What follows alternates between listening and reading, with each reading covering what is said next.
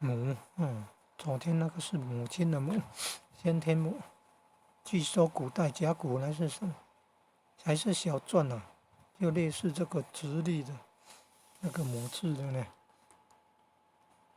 到清前线制作的影片，你看造字讲起造字法呢，华母用 MU。现在在找那个造字程式还是自性程式，自性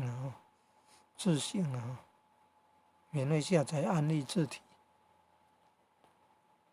你看介绍很多免费的呢，英文的翻译中文，英文翻译中文，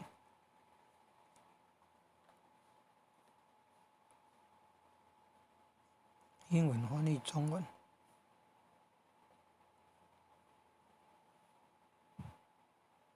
英文论文要翻译成中文